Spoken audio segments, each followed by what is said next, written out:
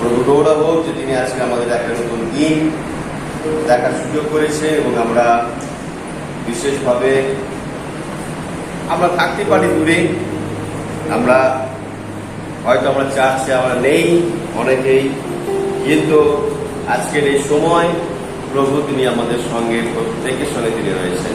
Hallelujah, প্রভু গৌরব করি, তার প্রশংসা আমরা করি। আজকে আমরা ঈশ্বরের বাক্যে আমি যাব।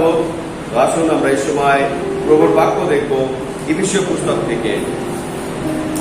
ঈশ্বরের বাক্য আজ আমরা দেখব একটি আমাদের খ্রিস্ট জীবনে, আমাদের বিশ্বাসী জীবনে যেটা খুবই অত্যন্ত আমাদের প্রয়োজন। আমাদের যেভাবে আমাদের মনের মধ্যে অনেক কিছু আমাদের ভালো লাগার বিষয় থাকে, ভালোবাসার বিষয় থাকে, তো সেই মতোই এমন একটি বিষয় যে আমাদের জীবনের প্রয়োজন রয়েছে। যেভাবে আমরা প্রভুকে যখন আমরা বিশ্বাস করেছি, আমাদের একটা প্রভুর প্রতি ভালো বিশ্বাসের প্রয়োজন রয়েছে। আমরা যখন প্রভুর পবিত্রতা সম্পর্কে আমরা আলোচনা করি, তো প্রভু তিনি চান আমরা পবিত্র যেন হই, আমাদের পবিত্রতার প্রয়োজন রয়েছে। প্রভু আমাদের প্রত্যেকের অপরাধ সকল ক্ষমা করে তিনি পাপ থেকে অর্থাৎ পাপী থেকে ধার্মিক প্রতিপন্ন করেন। তো আমরা যখন নিজেদের অপরাধ সকল প্রভুর কাছে স্বীকার করি, প্রভু ক্ষমা করে তিনি আমাদেরকে পাপী থেকে ধার্মিক তিনি গঠিত করেন। ঠিক সমরূপভাবে আমাদের ব্যক্তিগত জীবনে, প্রত্যেকের বিশ্বাসী জীবনে আরো একটি গুরুত্বপূর্ণ বিষয় যেটি আমাদের নিত্যদিন তাকে বহন করতে হবে। যেভাবে আমরা বিশ্বাস বহন করছি, যেভাবে আমরা পবিত্রতা বহন করছি, যেভাবে আমরা ধার্মিকতা বহন করছি, ঠিক সমরূপভাবে আমাদের আরো একটি বিষয় বহন করার প্রয়োজন রয়েছে, সেটি হচ্ছে ঈশ্বর ভক্তি। হালেলুয়া, ঈশ্বর ভক্তি। আর ইফিসীয় পুস্তক এই 4 অধ্যায় আমরা এখানে প্রথমে হেডলাইনটাই আমরা দেখব। এইটাই প্রচার্য বিষয়ের মধ্যে রয়েছে। হেডলাইনের মধ্যে রয়েছে ঈশ্বর ভক্তের উপযোগী আচরণ করিতে বিনতি।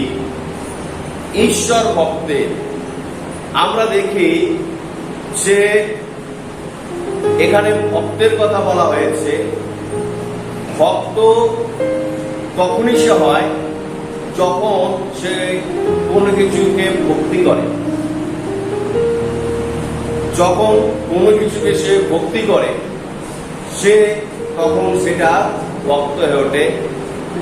তার আগে পর্যন্ত সে একেবারেই একদম সাধারণ, একদম খুবই সিম্পল সাদামাটা মানুষ, তার মধ্যে কোনো বিশেষত্ব নেই। এই ভক্তি বা ভক্ত হওয়া এই বিষয়টা একটা বিশেষণ আমাদের মধ্যে যুক্ত করে। আর এখানে বলা হচ্ছে কি ঈশ্বর ভক্ত। হালেলুয়া, এটি আমাদের জীবনে একটা গুরুত্বপূর্ণ একটা বিশেষণ যুক্ত হচ্ছে কি না, ঈশ্বর ভক্ত। অর্থাৎ একটা পৃথিবীকৃত একটা জীবন, একটা পৃথিবীকৃত একটা আলাদাই একটা স্বভাব বৈশিষ্ট্য। আর সদুপর ইফিসীয় মণ্ডলীর উদ্দেশ্যে যখন এই পত্র লেখেন যে তোমরা যে ঈশ্বরকে অর্থাৎ যে প্রভু যিশুকে তোমরা বিশ্বাস করেছো, যে প্রভু যিশুকে তোমরা গ্রহণ করেছো, ধারণ করেছো, তো তোমরা কি হয়েছ না, সেই ঈশ্বরের তোমরা ভক্ত হয়েছ। সেই ঈশ্বর তোমরা ভক্ত হয়েছ, তো তোমাদের আচরণটা সেই ঈশ্বরের সাদৃশ্য হোক, অর্থাৎ তোমাদের ভক্তি প্রকাশিত হোক। হালেলুয়া। সাপোজ এখন আমরা দেখি বর্তমান সময়ে শুধু এই প্রজন্ম কেন, এটা বহুদিন থেকে, বহু যুগ যুগান্ত থেকে এটি হয়ে আসছে। যে সমস্ত ব্যক্তি তারা কেউ হয়তো, অনেকে হয়তো রয়েছে এরকম কোন ফ্রেন্ডসটাকে সে খুব ভক্তি করে, তার কথা বলা, ঠিক আছে, তার চলাফেরা, তার তাকানি, ঠিক আছে, তার হাসি ইত্যাদি, সে ফ্যান হয়ে যায়। এটাকে বলছে ভক্তি, তার উপর একটা ভক্তি আছে, তাকে সে ভালোবাসে, শ্রদ্ধা করছে, আর সে সেই মতোই তাকেও কিন্তু সেই মনের মণিকোঠায় জায়গা দেয় এবং সে তার গুণগান গায়। এবং আমরা দেখি যখন নতুন কোনো সিনেমা রিলিজ হয় এবং সেই সমস্ত ভক্তরা, ঠিক আছে, কি করে, তাদের সেই ভক্তি যাকে করছে, ঠিক আছে, সেই ব্যক্তিকে তাদেরকে বড় মালা চড়ায়, ওয়েলকাম জানায়, যেন সফল হয় তাদের এই ছবি। যখন খেলোয়াড় আসে আমরা দেখি তাদেরকেও কি করে না, হাজার হাজার দর্শক তারা খুব হই হুল্লোড় করে, চেঁচামেচি করে, ঠিক আছে। যখন ব্যাট করতে আরম্ভ করে তাদের মনের মতো পছন্দ প্লেয়ার যখন তারা ব্যাট করছে, ঠিক আছে, 4 মারলো হয়তো, তখন পুরো স্টেডিয়াম তারা কি হলো, ও করে কেঁপে উঠলো। প্রমাণ দিচ্ছে কি না, আমরা তোমার ভক্ত, আমরা তোমার ভক্ত। যখন কোনো ফুটবলার সে বল পাশ কাটিয়ে নিয়ে যাচ্ছে, ঠিক আছে, ভিড়ের মাঝখান থেকে নিয়ে যাচ্ছে নিয়ে গিয়ে যখন সে একটা অদ্ভুত ভাবে গোল করে দিল, আর কখনো সে কি করছে না, ঘরে বসে আছে, যেন মনে হচ্ছে আমরা স্টেডিয়ামের মধ্যে রয়েছি, আর সেও তখন ঘরের মধ্যে বসে চিৎকার করে ওঠে। প্রমাণ দিচ্ছি আমি তার কতটা বড় ভক্ত। হালেলুয়া। তো জগতে মানুষদেরকে আজকে মানুষ অনুসরণ করছে, তাদেরকে, তাদের ভক্ত হচ্ছে, তাদেরকে ভক্তি করছে, শ্রদ্ধা করছে, এবং তাদের জন্য আমরা দেখেছি যখন বিশ্বকাপে ভারত ফাইনাল উঠে, সৌরভের সময় ফাইনাল উঠে যখন হেরে গেছিল, অনেকে খাওয়া বন্ধ করে দিয়েছিল, কারণ পুরো টিমটার উপর এতটাই একটা ভক্তি, দেশের প্রতি এতটা একটা ভক্তি, যে যখন তারা হেরে যায়, তারা অবশ্যই এমনি হারেনি, স্বতঃস্ফূর্ত তারা চেষ্টা করেছিল, করার পর তারা হেরেছে, ঠিক আছে। কিন্তু যখন হেরে যায়, যারা ক্রিকেট প্রেমী, যারা খুব বড় ভক্ত, তারা অনেকে খাওয়া বন্ধ করে দিয়েছিল, তারা খেতে পারে, তার শখ লেগে গেছিল তাদের কি না, আমি যাদেরকে ভক্তি করি, ঠিক আছে, তারা আজকে পারলো না, আমি তাদের ভক্ত, কিন্তু আমার সেই গুরু, ঠিক আছে, তারা আজকে পারলো না, একটা শখ। কিন্তু আমরা এমন এক ঈশ্বরের আরাধনা করি, কোনো মানুষের তো নয়, এমন এক ঈশ্বরের আরাধনা করি, বাইবেল বলছে তিনি সকল কিছুকে তিনি জয় করতে পারেন। হালেলুয়া। তিনি জয় করেছেন অলরেডি, তিনি সকল কিছুকে তিনি জয় করেছেন। তিনি পাপ, তাকে তিনি জয় করেছেন, মানুষের সমস্ত রোগ ব্যাধি তার উপর তিনি জয় নিয়ে এসেছেন, মানুষের সমস্ত অপরাধ ভুল, ঠিক আছে, তাকে ক্ষমা করে তার উপর তিনি জয় নিয়ে এসেছেন, এবং সব থেকে বড় বিষয়, মানুষের মধ্যে যে মৃত্যু রাজত্ব করছিল, তিনি তার উপর তিনি জয় নিয়ে এসেছেন। হালেলুয়া। তিনি এত বড় ঈশ্বর, এত মহান ঈশ্বর, যে আজকে আমরা দেখি আস্তে আস্তে দিন প্রতিদিন সেই প্রভু যিশুর, সেই সত্য জীবিত ঈশ্বরের ভক্তের সংখ্যা ক্রমশ কি হচ্ছে, বাড়ছে। আমরা আজকে এই ভক্তি এবং ভক্ত, এই উভয়কে নিয়ে আমরা যখন আলোচনার মধ্যে আছি, আমরা বিশ্বাসী শব্দটাকে একটু দূরে রাখছি, কারণ এখানে বলা হচ্ছে ঈশ্বর ভক্ত। হালেলুয়া। তো ঈশ্বর ভক্ত যারা রয়েছেন, আজকে প্রকৃতভাবে যারা ঈশ্বরকে ভক্তি শ্রদ্ধা করতে চেয়েছেন, চাইছেন, আপনার মন প্রাণ চায়, আবার তাদের উদ্দেশ্যে এই বার্তা, আপনারা প্রত্যেককে আপন আপন হৃদয়ে চোখ বন্ধ করে শুধুমাত্র এটাই আপনারা বলুন, আমার জীবনের যিনি ঈশ্বর, আপনি আমার কাছে আসুন, আমি আপনার ভক্ত হতে চাই, আমি আপনার সকল ভক্তিতে আমি জগতে জীবনযাপন করতে চাই। হালেলুয়া। আপনার এই প্রার্থনা আমি বিশ্বাস করি যিনি আপনার জীবনের ঈশ্বর, যিনি আমার এই গোটা পৃথিবী, এই স্বর্গমর্ত যিনি সৃষ্টি করেছেন, সেই ঈশ্বর তিনি আপনার এই প্রার্থনায় উত্তর দেবেন, আপনার ডাকে তিনি সাড়া দিয়ে দেবেন। হালেলুয়া। আর আপনি তখন একজন অরিজিনালি ঈশ্বরের, নট এ কৃত্রিম, আপনি একজন অরিজিনালি ঈশ্বরের ভক্ত হয়ে উঠবেন। অরিজিনাল ঈশ্বর এই কারণ তিনি আমাদের সঙ্গে সঙ্গে থাকেন। হালেলুয়া। আর যিনি জীবিত, এই কারণ তিনি জীবিত, আমাদের সঙ্গে থাকেন, আমাদের সকল দুরবস্থায় তিনি আমাদের সঙ্গে থেকে আমাদের তিনি সাহায্য করেন। তিনি হচ্ছেন একমাত্র জীবিত ঈশ্বর। হালেলুয়া। তো সেই ঈশ্বরের যদি আপনি ভক্ত হতে চান, তো আজকে আপনি এই প্রার্থনা আপনি শুরু করুন আজকে থেকে। যিনি আমার জীবনের সৃষ্টিকর্তা, যিনি এই জগতের সৃষ্টিকর্তা, যিনি একমাত্র ঈশ্বর, আপনি আমার সম্মুখে আসুন, আমার জীবনে আসুন, আমি আপনার ভক্ত হতে চাই। আপনি প্রার্থনা করুন। আর যখন আপনি এই প্রার্থনা করতে করতে আপনি সেই ঈশ্বর দর্শন আপনি পাবেন, সেই ঈশ্বরের কাছ থেকে আপনি সাড়া আপনি পাবেন, তখন আপনার জন্য এই বিশ্ব পুস্তকে সাধু পৌল যেতে তিনি বলেন, এই বাক্য তখন আপনার জন্য প্রযোজ্য হবে যে আপনি একজন ঈশ্বর ভক্ত, অতএব আপনার এবার ঈশ্বর ভক্তের উপযোগী আচরণ করার প্রয়োজন। হালেলুয়া। ঠিক তদ্রূপ ভাবে আমাদের প্রত্যেকে আজকে যারা আমরা এই প্রার্থনা করার বশত আমরা উত্তর পেয়েছি, আমরা সেই আমাদের জীবনের সৃষ্টিকর্তা ঈশ্বর, আমাদের জীবনের পরিত্রাতা ঈশ্বর, উদ্ধারকর্তা ঈশ্বর হিসেবে যখন আমরা প্রার্থনা করেছি, তিনি আমাদের জীবনে এসেছেন, আমরা অনুভব পেয়েছি, আপনি তাকে গ্রহণ করেছেন, তিনি আপনার জীবনের ঈশ্বর, অর্থাৎ আপনার ভক্তি আপনি তাকে অর্পণ করুন। আপনি সেই ঈশ্বরের একজন ভক্ত হয়েছেন, আপনি সেই ঈশ্বরের একজন ভক্ত হয়েছেন। আপনার ভক্তিকে এবার আপনি কার্যে প্রকাশ করুন, কারণ এখানে বলা হচ্ছে আচরণ, অর্থাৎ বাহ্যিক আমাদের অ্যাকশন। আমি এখানে বিস্তারিত বিষয়ে আসার আগে আমি দেখি যে বাইবেলের বিভিন্ন অংশে এই ভক্তি সম্পর্কে আমাদের কিছু নির্দেশীকরণ করা হয়েছে। আমরা আমাদের ভক্তিকে আমরা যেন বাড়াই, আমাদের ভক্তিকে যেন আমরা ধরি, এবং এই ভক্তি আমাদের জীবনে কতটা বেশি ভাবে আসতে পারে, কিভাবে আসতে পারে, আমরা ইত্যাদি সকল কিছু বিষয় আমরা দেখি বিশেষভাবে মহিলাদেরকে, এবং আজকে ছেলেরাও কম অংশে পিছিয়ে যাচ্ছে না।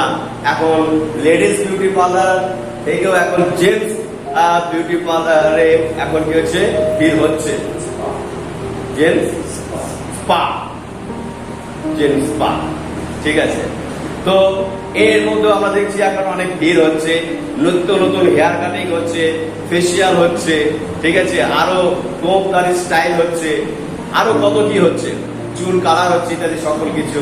তো এটা ছিল শুধুমাত্র মেয়েদের জন্যই ছিল এই বিউটি পার্লারটা, কিন্তু এখন ছেলেরা কোনো অংশে পিছিয়ে নেই। উদ্দেশ্য একটাই যে আমার মধ্যে যে সৌন্দর্যটা আছে, ঠিক আছে, সেইটাকে আরো বেশি ভাবে যাতে কি হয়, প্রকাশ পায়।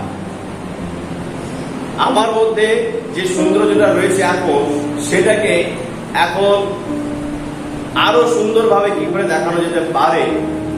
আর বিশেষভাবে পোশাক আশাকের দিক থেকেও আমরা দেখছি এখন ফ্যাশনের যুগ, ঠিক আছে, বিভিন্ন পোশাক আশাকের মধ্য দিয়েও আজকে অনেক ফ্যাশন বেরোচ্ছে। আমি অনুরোধ করি আমার সেই সমস্ত বিশেষ করে বোনেদেরকে, যা কিছু আমরা জগতে দেখি সেই সমস্ত ফ্যাশন শোয়ের পোশাক আশাক আমরা যেন নিজেরা না করি, ঠিক আছে, না জানি হিতের বিপরীত কোনদিন হয়ে যাবে, পুকুরে এসে কামড়ে দিতে পারে। তো যাই হোক, আমরা পোশাক আশাক সেই মতো মার্জিত ভাবেই আমরা করি, আমাদের সমস্ত কিছু আবরণ, ঠিক আছে, মেয়েরা বিশেষ করে অলংকার আমরা ব্যবহার করি নিজেদেরকে সুন্দর দেখানোর জন্য। বাইবেল অবশ্য আমাদেরকে শিক্ষা দেয়, আমরা যখন প্রভুর গিয়ে আসবো, আমরা পরিপাটি হয়ে আসবো, আপনাকে এটা দেখাতে হবে না যে আপনার কতটা গহনা আছে, আপনার কত দামি শাড়ি রয়েছে, ঠিক আছে, আপনার কত দামের জুতো রয়েছে, ঠিক আছে, এ সমস্ত কিছু দেখাতে হবে না। ঈশ্বরের বাক্য সাধু পৌল বলছেন আমরা যেন পরিপাটি হয়ে আসি, আমার যেটুকু আছে সেটুকু নিয়ে আমরা খুব সুন্দরভাবে আমরা আসি, এর জন্য আলাদা বিশেষভাবে কোনো কিছু প্রয়োজন নেই। অর্থাৎ বিষয় হচ্ছে এটাই যে আমার মনের মধ্যে রুচিবোধটাকে, আমাদের মনের মধ্যে রুচিবোধটাকে আমার শরীরের বিষয় আমি কতটা সচেষ্ট, কতটা আমি কি বলবো চিন্তিত, এবং আমার শরীরকে আমি কতটা সুন্দরভাবে এই সমাজের কাছে, বহু মানুষের কাছে আমি প্রতিষ্ঠা করতে পারছি, এটা হচ্ছে তার প্রমাণ যে তাদের অলংকার, তাদের আবরণ, তাদের পোশাক আশাক ইত্যাদি উদ্ভূত এক ভাব। কিন্তু সাধু পৌল বিশেষভাবে আমরা দেখি তিমথিওকে তিনি শিক্ষা দিচ্ছেন এবং আমাদের প্রত্যেকে দেখাচ্ছেন যে নারীগণের বা ছেলেদের মধ্যে যা কিছু এই সৌন্দর্য প্রকাশের সকল কিছু পিছনে দৌড়ানোর প্রয়োজন নেই, তোমার ভক্তিকে তুমি বাড়াও, সেটাই লোকের দৃষ্টি আকর্ষণ করবে। হালেলুয়া।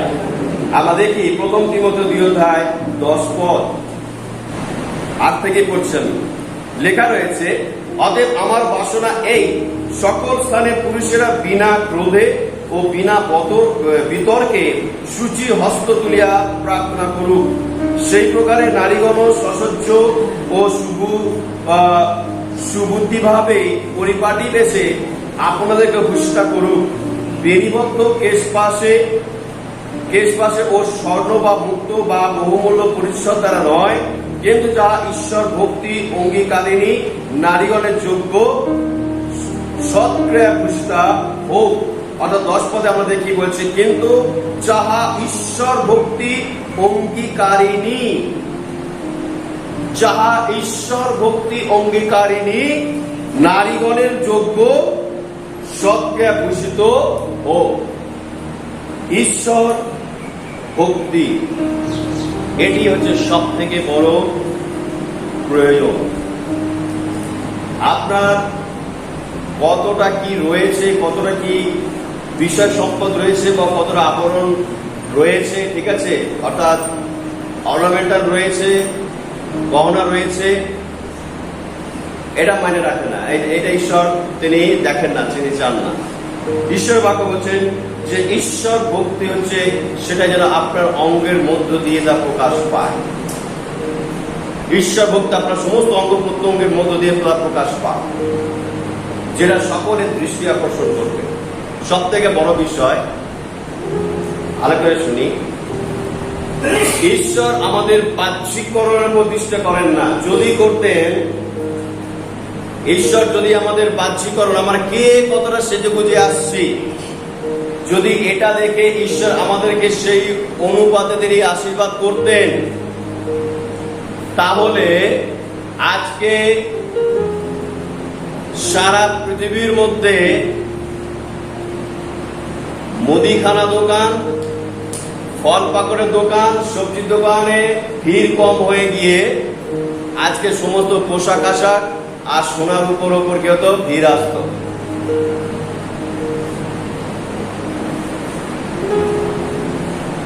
ঈশ্বর এই সকল কিছু তিনি দেখেন না, কারণ এই সকল কিছু ঈশ্বরের।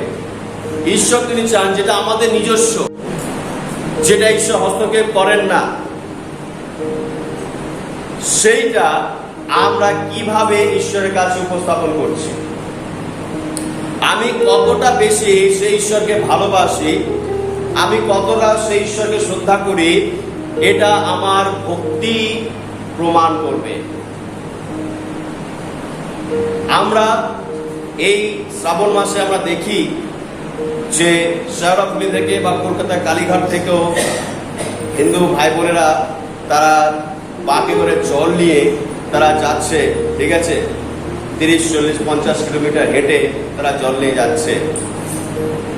এক অংশে তারা এটা দেখায় তারা সেই ঈশ্বরকে কতটা তারা ভক্তি করে, কতটা তারা শ্রদ্ধা করে।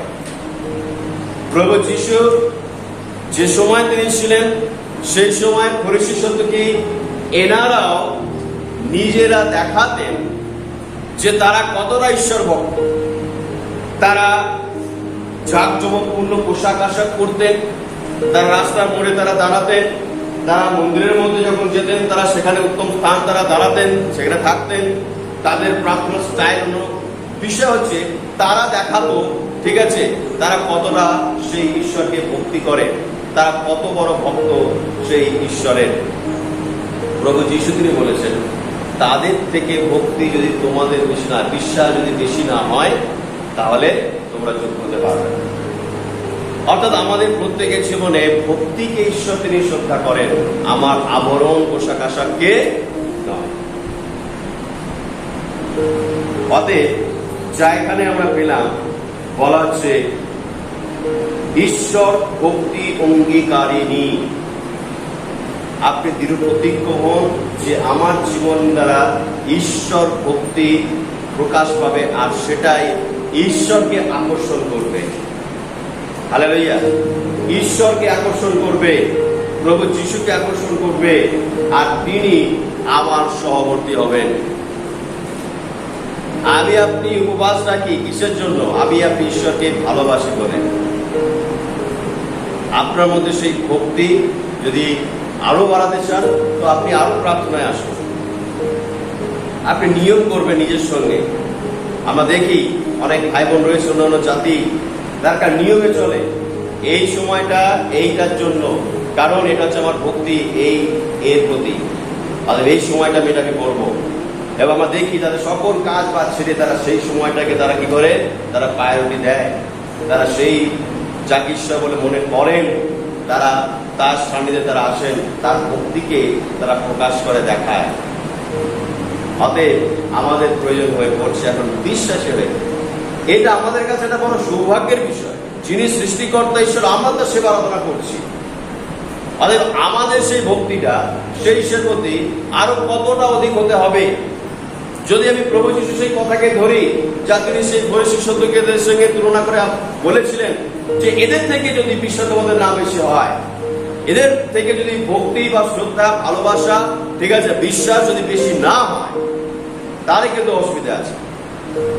অতএব আমাদের এই বর্তমান সময়তেও আমরা দেখি যে ঈশ্বর তিনি চান, প্রভু যীশু তিনি চাইছেন কি, আমাদের ভক্তি শ্রদ্ধা ভালোবাসা এবং আমাদের ঈশ্বরের উপর বিশ্বাস যেন এই জগতে সকল জাতিগণ অপেক্ষা বেশি করে প্রকাশ পায়। হালেলুয়া!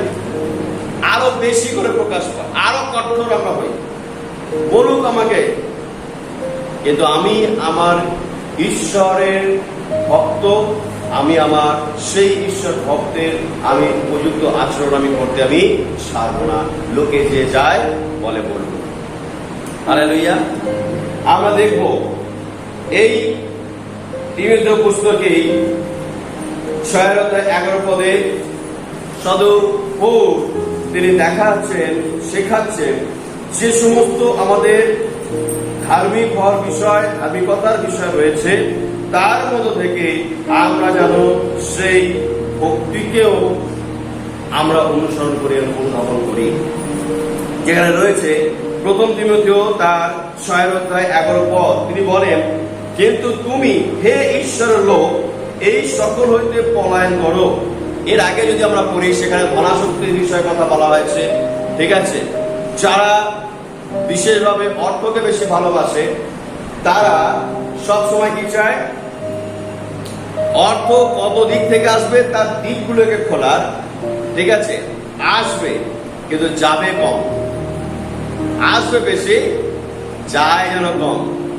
আর এই জন্য আমরা তাকে অনেক সময় তাদেরকে কি বলে থাকি, কঞ্জুস বলে থাকি, কৃপণ বলে থাকি। তারা নেবে, ঠিক আছে, বিভিন্ন দিক থেকে আগ্রাবে নেবে, নিয়ে জড়ো করে রাখবে, কিন্তু ছাড়বে কম। ঈশ্বর বাক্য বলছে এই সকল কিছু থেকে পালাও, কারণ এর মধ্যে জীবন নেই, পরিত্রাণ নেই। অর্থের মধ্যে কোনো পরিত্রাণ নেই, কোনো সুনিশ্চয়তা নেই। এই বিষয় থেকে তুমি পালিয়ে যাও, আর তুমি এই সকল কিছুর অনুধাবন করো। কি বলছে? ধার্মিকতা, আর তারপর কি রয়েছে? ভক্তি। আমরা ভক্তি আমরা অনুধাবন করি, অর্থাৎ ভক্তিকে যেন আমরা কি করি, আরো আরো বেশি পরিমাণ আমরা জাগাই, আমরা আরো বেশি ভাবে আমরা জাগাই। একটা দিনে আমরা দেখি যখন আমরা সাপোজ মোবাইলে আমরা রিচার্জ করি, আমার বোঝাতে সুবিধা হবে, একদিনে 1 GB 1000 MB ফ্রি। তো এতটাই ডেটা তো মারা হচ্ছে, দেখা যাচ্ছে 1000 MB-টা কেন শেষ হয়ে গেল। এবং আমরা চেক করতে থাকি যে আমি এইটা দেখলাম কত MB খরচ হলো, এইটা দেখলাম কত MB খরচ হলো। তো এইভাবে দেখতে আমরা দেখছি কি না 1000 MB কাছে চলে এসেছে, এবং আস্তে আস্তে দেখছি অবচেতন হয়ে গেছি, এমন একটা বিষয় দেখছি, এমন কিছু বিষয়ের মধ্যে ঢুকে গেছি যে হঠাৎ করে দেখলাম নেট বন্ধ হয়ে গেল। কি হলো না, দেখা যাচ্ছে তোমার 1000 MB শেষ, আজকের দিনে যেন তোমার যেটা ছিল, যতটা অফার ছিল সেটা শেষ হয়ে গেছে। তো আমরাও ভক্ত, আমাদের ভক্তিও কিন্তু ক্ষয় হতে থাকে, আমাদেরও ভক্তি এরকম ক্ষয় হতে থাকে। আমরা এটা আলোচনা করি না, আমরা এটা অনুশীলন করি না যে আমাদের ভক্তি, আমি তো চার্চে যাই, আমি তো সকালে প্রার্থনা করেছি, আমি তো রাত্রে প্রার্থনা করি, আমি তো বাইবেল পড়ি, কিন্তু সকালে প্রার্থনা বা বিকেলের প্রার্থনা বা রাতের প্রার্থনা বা বাইবেল পাঠ, এগুলোকে যদি মনে করি 1000 MB-র মতো আপনি নেট প্যাক আপনি পেয়েছেন দিনের মধ্যে, আবার কোনো দিন হয়ে ওঠে না, তাহলে সেদিন 1000 MB নয়, সেদিন 500 MB হয়ে গেল। একটাই হয়তো করলাম, আমার ভক্তি কোথায় এসে দাঁড়ানো 500 MB। কিন্তু 500 MB হলে কি হবে, আমার সহজাত প্রবৃত্তি হচ্ছে কি নেটে দম মারা, আমার সহজাত প্রবৃত্তি আমি বদলাইনি, আমার ভক্তি খরচ হয়ে চলেছে। আর যখনই 500 MB ক্রস করে যাচ্ছে, তখনই এবার কি হচ্ছে, আমার একটা অন্য মোটিভ চলে আসে আমাদের মধ্যে। যতক্ষণ আমাদের মাথার মধ্যে একটা স্মরণ থাকে যে আমি ঈশ্বরের সন্তান, আমি প্রার্থনা করেছি, আমি বাইবেল পড়েছি, আমি এই ঈশ্বরের পদ আমি পড়েছি, যতক্ষণ আমাদের স্মরণ থাকে ততক্ষণ পর্যন্ত সেটা সুরক্ষিত থাকে। যতক্ষণ সেটা স্মরণ আর থাকলো না, তখন আমার ভক্তি খরচ হয়ে বেরিয়ে চলে গেল, আমি ভুলে গেলাম। আমার সমস্ত ওই সকালে যতটুকু আমি ভক্তি অর্জন করেছিলাম, সেটা আমার কি হলো, খরচ হয়ে গেল। কি থাকলো, কিছুই নেই। মোবাইল রয়েছে, বড় অ্যান্ড্রয়েড সেট রয়েছে, কিন্তু এর মধ্যে ইন্টারনেট না থাকলে কি হবে, ফেলে থাকে, হাত জঞ্জাল হয়ে আছে। ঠিক আমরা তদ্রূপ হয়েছি।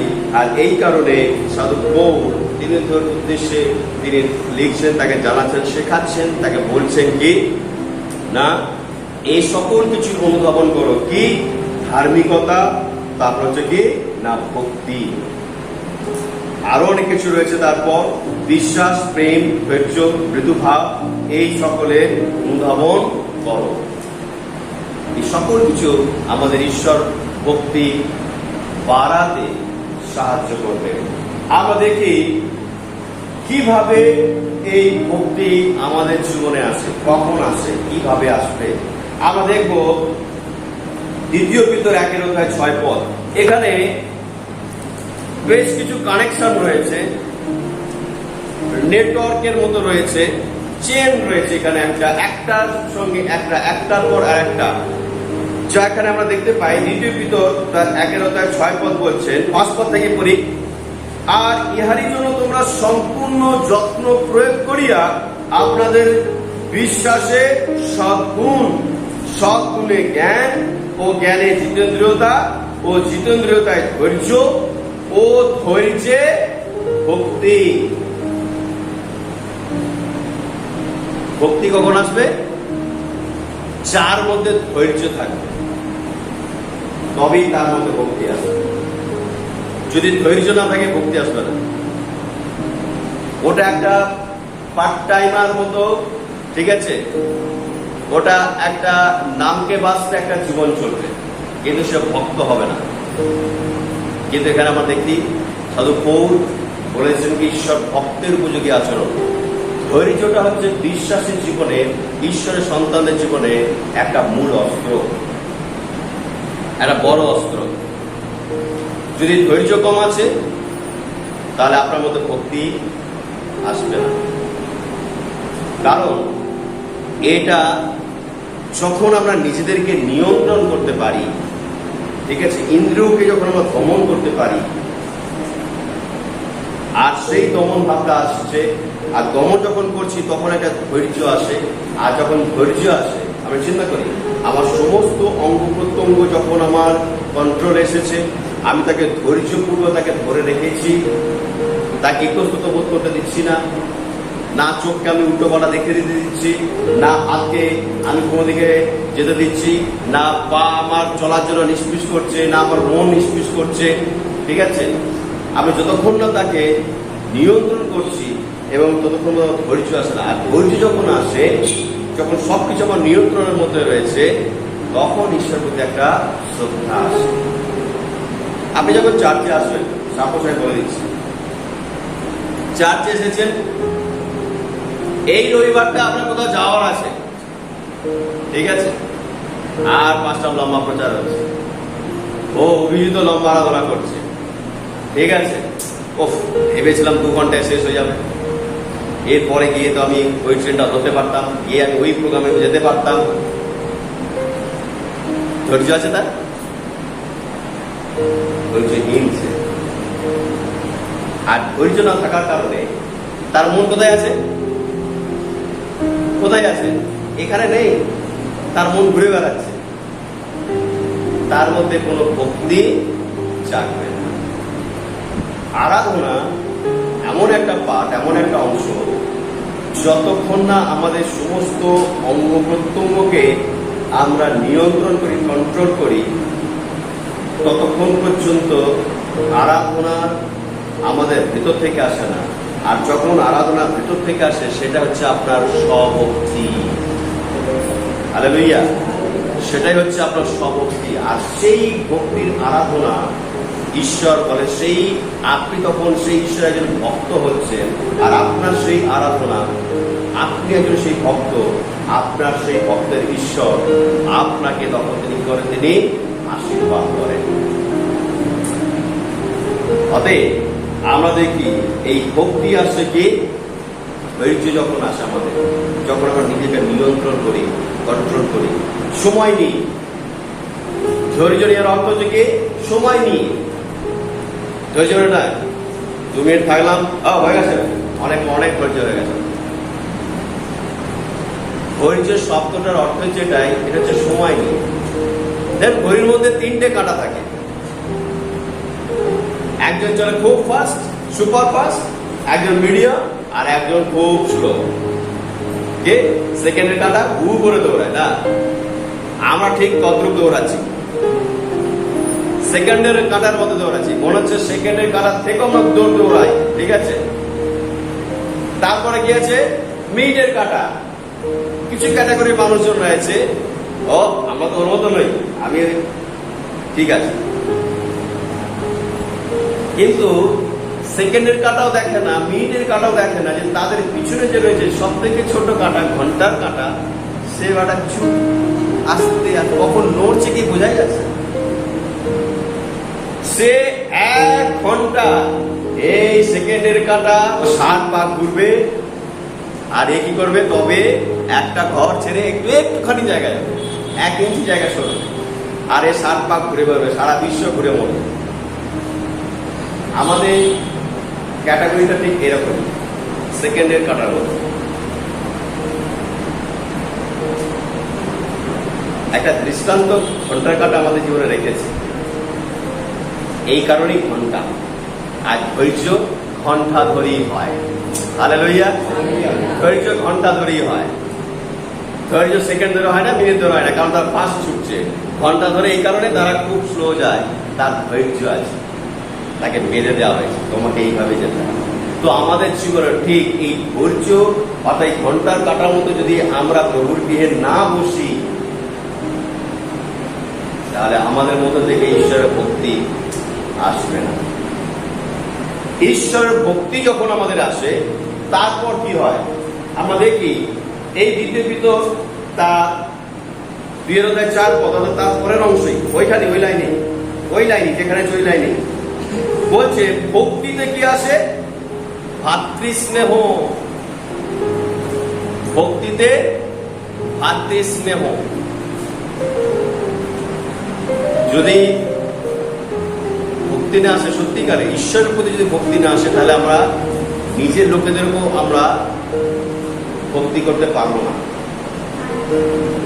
একদম নিজের ফার্স্ট কাছের যারা। এবং বাইবেলে বলছে প্রথম জন পুস্তকে, যদি কেউ নিজের ভাইকে প্রেম না করে সে ঈশ্বরকে জানে না। অর্থাৎ তার ঈশ্বরের প্রেম নেই, ঈশ্বর প্রতি তার ভক্তি নেই। এই কারণে সে তার নিজের ভাইকেও প্রেম করে না, ভাইকেও সে স্নেহ করতে পারে না। ঈশ্বরের বাক্য সাধু পিত খুব সুন্দরভাবে এখানে তিনি আমাদেরকে তিনি শেখাচ্ছেন। বলছেন কি না, যখন আমাদের ঈশ্বরের ভক্তি আসে তখন ভাতৃস্নেহ আসে, একে অন্যের সঙ্গে ঐক্যতার সহিত বসবাস করার মনোভাব আসে। কারণ সুপার ফাস্ট নয়, দৌড়াচ্ছি না, কিন্তু স্লো চলছি, সবকিছু বুঝে সুঝে চলছি। ঘন্টার কাটা যেমন কি করছে, তারা দেখছে, ওই দুজনকে দেখছে কত দৌড়াচ্ছে। ঠিক যারা ধৈর্যপূর্বক থাকেন প্রভুতে, ভক্তি আসে, তারা দেখতে থাকে কোনটা ভুল কোনটা সত্যি। সে দেখতে পারে, আইডেন্টিফাই করতে পারে, বুঝতে পারে, বিচার করতে পারে। আমরা দেখি যে এই জগতের মধ্যে এবং স্বর্গের মধ্যে আমরা দেখি এই ভক্ত এবং এই ভক্তি ছিল। বিশেষ করে স্বর্গদূতদের কথা আমরা চিন্তা করি। লুসিফার, প্রধান দূত যে লুসিফার, তার মধ্যে কিন্তু ভক্তি ছিল ঈশ্বরের প্রতি, কিন্তু সে কি করলো? সে ভক্তিহীন হয়ে গেল, ঈশ্বরের ঊর্ধ্বে যেতে চাইল। আর এই কারণ ঈশ্বর তাকে কি করলেন? ফেলে দিলেন। নোহের সময়তেও আমরা দেখেছি, সেই সময়তেও মানুষজন ঈশ্বর ছিলেন, সেই সময়তেও ঈশ্বর সম্পর্কে তাদের জ্ঞান, তাদের ধারণা ছিল, তথাপি তারা ঈশ্বরকে ভুলে গিয়ে তাদের নিজেদের মতো আচরণ করছে, অর্থাৎ তারা ভক্তিহীন হয়ে গিয়েছিল। আর সেই সকল ব্যক্তিদের ঈশ্বর কি করেছিলেন? আমরা দেখি 2 পিতর 2:4, ওই পৃষ্ঠারই আমরা ডান দিকে ফিরে আসি, যেখানে লেখা রয়েছে 2 পিতর 2:4, কারণ ঈশ্বর পাপে পতিতগণকে ক্ষমা করেন নাই, কিন্তু নরকে ফেলিয়া বিচারার্থে রক্ষিত হইবার জন্য অন্ধকারে কারাভোগে সমর্পণ করিলেন। আর তিনি পুরাতন জগতের প্রতি মমতা করেন নাই, কিন্তু যখন ভক্তিহীনদের জগতে জলপ্লাবন আনিলেন, তখন আর 7 জনের সহিত ধার্মিকতার প্রচারক নোহকে রক্ষা করিলেন। কাদের উপর? বলছে কি? ভক্তিহীনদের জগতে জলপ্লাবন আনিলেন। যারা ভক্ত ছিল, যাদের মধ্যে ভক্তি ছিল ঈশ্বরে, তারা রক্ষা পেল। যারা ঈশ্বরের ভক্ত ছিলেন না, ভক্তি করতেন না, তারা কি হলো? জলপ্লাবনে কি হলো? তারা বিনষ্ট হল। অতএব আমরা চিন্তা করি পরিণতি কি হতে পারে যদি আমি একজন ঈশ্বর ভক্ত না হই, যদি আমার মধ্যে ঈশ্বর ভক্তি না থাকে, তাহলে আমার জীবনের পরিণতি কি রয়েছে? ধ্বংস। কারণ ঈশ্বর ভক্তিহীনদের আমরা দেখেছি সেই সময় জলপ্লাবনে গিয়েছিল, তারা বিনষ্ট হয়েছিল। ঈশ্বর তার নিজের মনের মতো স্বর্গের তার দূতকেও, তার সেনাপতিকেও, ঠিক আছে, তিনি ছাড়েননি। তার মধ্যে যখন ঈশ্বর ভক্তি চলে গেল, ঈশ্বর তাকেও পর্যন্ত কি করলেন? আর সুযোগ দেননি, তাকে ফেলে দিয়েছিলেন। আমাদের জীবনে ঈশ্বর ভক্তিটা হচ্ছে অত্যন্ত জরুরি। আর এই ঈশ্বর ভক্তি আমাদের এই কারণে জরুরি, কারণ আপনি সেই জীবিত ঈশ্বরকে জেনেছেন, আপনি ভক্ত হয়েছেন। আর ফিরে আসবো আমি এবার সেই জায়গায়, ঈশ্বর পুস্তক 4 অধ্যায়, সেখানে সাধু পৌল তিনি আজকে বিশেষভাবে আমাদেরকে তিনি দেখান ঈশ্বর ভক্ত হয়ে ওঠার জন্য আমাদের আরো কি করণীয় রয়েছে। ঈশ্বর ভক্ত হয়ে ওঠার জন্য আমাদের কি করণীয় রয়েছে, যা বলা হচ্ছে সম্পূর্ণ নম্রতা ও মৃদুতা সহকারে, দীর্ঘ সহিষ্ণুতা সহকারে চলো, প্রেমে পরস্পর ক্ষমাশীল হও, শান্তির যোগবন্ধনে আত্মার ঐক্য রক্ষা করিতে যত্নবান হও। হালেলুয়া। এটি হচ্ছে ঈশ্বর ভক্তের উপযুক্ত একটা জীবন চরিত্র। মানে আমরা নিজেরাই দেখি, আমরা নিজেরাই আলোচনা করি, আমরা স্থির করি, আমরা দেখি যদি এই সকল কিছুগুলি আমার মধ্যে রয়েছে, তো আপনি ঈশ্বরের একজন, সত্যি আপনি ঈশ্বরের একজন ভক্ত। যদি নেই, তাই দুটি বিষয় রয়েছে। হয় আমি এই সকল কিছুগুলোকে আমি অর্জন করি, আমি ঈশ্বর ভক্ত হয়ে উঠি, আর নচে আমি ভক্তিহীন থেকে আমি ধ্বংসের দিকে আমি এগিয়ে যাই। কারণ ঈশ্বর তার ঈশ্বর ভক্তদেরকে তিনি রক্ষা করেছেন, আমাদের কাছে নোহকে সেই সময়, কিন্তু ঈশ্বর ভক্তিহীনদেরকে তিনি কি করেছেন, তিনি প্রতিরোধ করেছেন, তিনি ধ্বংস করেছেন। তো আজকে যদি আমি দেখছি এই পৃথিবীতে থাকতে থাকতে সেই ঈশ্বর প্রতি আমার ভক্তি নেই, অর্থাৎ প্রভুর প্রতি, প্রভু যিশুর উপর আমার ভক্তি নেই, আরাধনা নেই, শ্রদ্ধা নেই, সম্মান নেই, সেই গভীরতা নেই, সেই ভালো লাগা নেই। যেমন আমার মনের মতো ফিল্ম স্টারের সিনেমা লাগলে আমাকে সেটা দেখতেই হবে।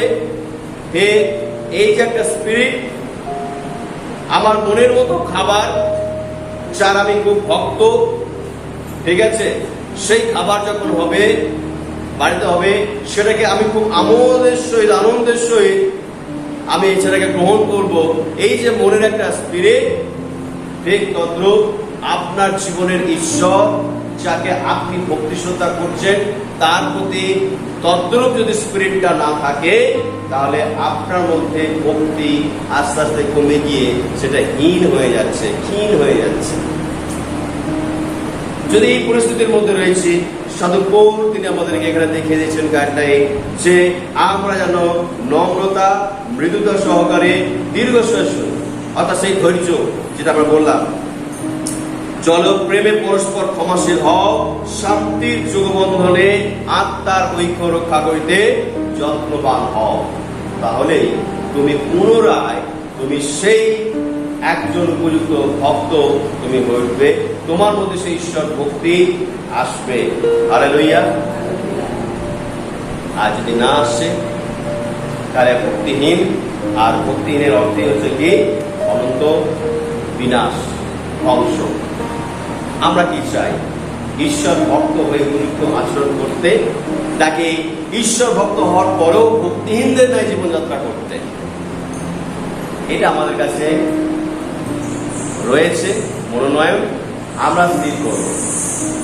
আপনি ঈশ্বর ভক্তের আচরণ করবেন আরো, আপনি কি শেখাবেন আরো ঈশ্বর ভক্ত কেমন হয়, জগৎ থেকে আপনি দেখাতে চান। যারা ঈশ্বর নয়, তারা তাদের প্রতি এত ভক্তি শ্রদ্ধা দেখায়, দেখে তারা আমাদের কাছ থেকে তারা ফেমাস হয়ে যাচ্ছে। কিন্তু যিনি ঈশ্বর, তিনি আপনার ঈশ্বর, অথচ আমি আপনি আমার মন, আমার জীবন, আমার সকল কিছু দিয়ে আমি দেখাতে পারছি না যে প্রকৃত ঈশ্বরের আচরণ কেমন করতে হয়। এটি আপনার আমার শুধু নয়, এটি গোটা ঈশ্বর ভক্তের সমাজের একটা কলঙ্ক, গোটা বিশ্বাসী সমাজের একটা কলঙ্ক, গোটা খ্রিস্টানিটির একটা কলঙ্ক, যে আমরা সেই জীবিত একমাত্র সত্য ঈশ্বরের উদ্দেশ্যে প্রকৃতই ঈশ্বর ভক্তের ন্যায় আমরা আচরণ করতে পারছি না। যদি না পারছেন আপনি বলুন, প্রভু প্রভু আমি পারছি না, আমাকে দয়া করো। কিন্তু আপনি ভিড়ভাট্টার মধ্যে নিজেকে লোকাবেন না যে হ্যাঁ আমি ওটা করি, আমি তার থেকে বেশি প্রার্থনা করি। নিজেকে ভোলাবেন না। কারণ আমি বললাম আমাদের ভক্তি দিন প্রতিদিন কিন্তু ক্ষয় পায়। আমাদের প্রত্যেক দিন ভক্তি অর্জন করতে হয়। এই কারণে তিমোথেয় পুস্তকে সাধু পৌল বলে যারা আমরা পিতরের পুস্তকে আমরা পাঠ করলাম যে না আমরা যেন সেই ভক্তিরও আমরা অনুধাবন করি, সেটার আমাদের প্রয়োজন রয়েছে প্রত্যেক দিনের। অতএব আসুন আমরা প্রত্যেককে আমাদের জীবিত যিনি ঈশ্বর, যে ঈশ্বরের আমরা সন্তান, আমরা সেই ঈশ্বরের উদ্দেশ্যে যখন আমরা ভক্ত হয়েছি, আমরা ভক্তি করছি তাকে, আমাদের সেই আচরণকে আমরা আরো সুন্দরভাবে গড়ে তুলি। আমাদের আর কেশ বিন্যাস, আবরণ, পোশাক আশাকের মধ্য দিয়ে নয়, কিন্তু আমার সমস্ত ভক্তি ঈশ্বরের প্রতি দৃষ্টি রেখে আমি জীবনযাত্রা করি, তাতে প্রভু আশীর্বাদ করবেন। হালেলুয়া। আসুন আমরা এই সময় নিজেদেরকে সমর্পণ করি প্রভুর কাছে, নিজেদেরকে নম্র করি আর দেখি যদি আমার মধ্যে এরূপ কোনো জায়গা রয়ে গেছে, খালি রয়ে গেছে, যদি কোনো অংশে আমার ঈশ্বরের প্রতি সেই ভক্তি কমে এসেছে, তো আজকে ঈশ্বর চান যারা আপনার ভক্তি সেই ঈশ্বরের প্রতি, যিনি জীবিত, যিনি সৃষ্টিকর্তা, তার প্রতি আপনার ভক্তি বাড়ে, যারা আপনি তার কাছে ফিরে আসেন। কারণ যখন কমতে আরম্ভ হচ্ছে তো এটি ভয়ের লক্ষণ, কারণ শয়তান এটিকে পুরোপুরি নীল করে দিতে চায়, আপনাকে ভক্তিহীন করে দিতে চাইছে। আপনি ধরতে যখন পেরেছেন আপনার মধ্যে যেন ভক্তি কমে আসছে ঈশ্বরের প্রতি, তো আপনি ফিরে আসুন। প্রভু আপনাকে ক্ষমা করে, আপনাকে অনুগ্রহ দিয়ে আবার জীবন পরিত্রাণে আপনাকে আনন্দ ফিরিয়ে দেবেন। আপনি আবার একজন ঈশ্বরের প্রকৃত ভক্ত হয়ে উঠবেন আপনি। আর আপনি তার উদ্দেশ্যে, সেই ঈশ্বরের উদ্দেশ্যে আপনি একজন সেই আচরণ করুন, সেই প্রকৃত ঈশ্বর ভক্তের আচরণ আপনি করতে থাকুন। আপনি প্রত্যেক দিন আপনি আশীর্বাদ পেতে থাকবেন, প্রত্যেক দিন আপনি ঈশ্বরের অনুগ্রহ পেতে থাকবেন, প্রত্যেক দিন আপনি ঈশ্বরের উপস্থিতি আপনি পেতে থাকবেন। সেই ঈশ্বর আপনার সঙ্গে নিত্য দিন থাকবেন। তিনি প্রতিজ্ঞা করেছেন, দেখো যুগান্ত পর্যন্ত প্রত্যেকটা দিন আমি তোমাদের সঙ্গে সঙ্গে আছি। হালেলুয়া। মহান ঈশ্বর পিতা প্রভু তোমার ধন্যবাদ, তোমার গৌরব করি। জীবিত ঈশ্বর পিতা প্রভু তোমারই প্রশংসা, তোমারই আরাধনা করি। কারণ পিতা তুমি আমাদের জীবনের ঈশ্বর। পিতা প্রভু তুমি আমাদের প্রত্যেককে আসলে দেখিয়েছ যে তোমার প্রতি সেই ভক্তি শ্রদ্ধা যদি আমাদের না বাড়ে, প্রভু তা কি পরিণতি, এবং সেই ভক্তি শ্রদ্ধার মধ্য দিয়ে আমাদের কি আসে, কিভাবে আমরা আমাদের জীবনে তোমার প্রতি ভক্তিকে আরো বাড়াতে পারি। প্রভু সকল কিছুকে প্রভু তুমি আজ আমাদের তুমি দেখালে। পিতা প্রভু তুমি আশীর্বাদ করো, তুমি দয়া করো, এবং তোমাদের পিতা প্রভু আমাদেরকে আরো বৃদ্ধি পেতে তুমি সাহায্য করো পিতা। যেন পিতা আমাদের এই জীবন দ্বারা ভক্তিহীনতার আচরণ নয়, কিন্তু প্রভু ঈশ্বর ভক্তের আচরণ যেন প্রভু প্রকাশ পায়।